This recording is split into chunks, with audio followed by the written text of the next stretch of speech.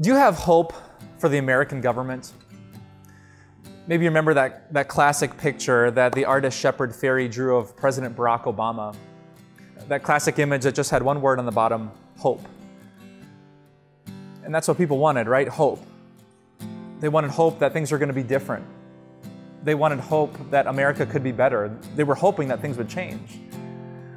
And as the years went by, many people had the same hope for President Trump.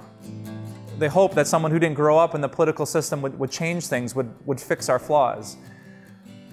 But whether you were a Republican or a Democrat, whether you voted for Obama or Trump, you probably wouldn't be surprised to know that many people mocked that image and they changed the word hope to nope. And we thought things were going to be better. We thought things would change. We put our hope in that, but it so often fails us. And that's why I love what the Apostle Paul wrote to his friends in Ephesus.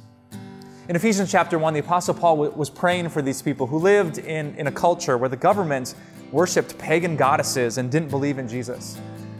So he told them not to put their hope in earthly rulers. Instead, he wrote this: I pray that the eyes of your heart may be enlightened, in order that you may know the hope to which he has called you, and his incomparably great power for us who believe.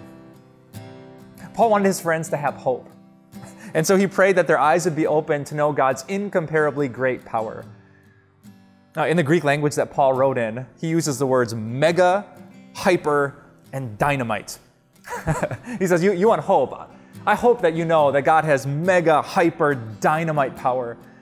That God can use everything, every broken system, every flawed ruler for the good of his church. That's what Paul goes on to say. Everything is underneath the feet of Jesus. And so I want to tell you today, whatever happens in our country, don't be afraid. Don't panic. Jesus is on his throne.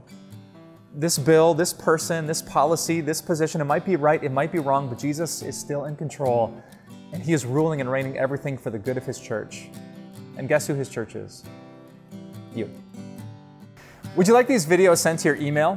Just click on the link in this post and we'll make sure that you don't miss out on an ounce or a day of God's grace.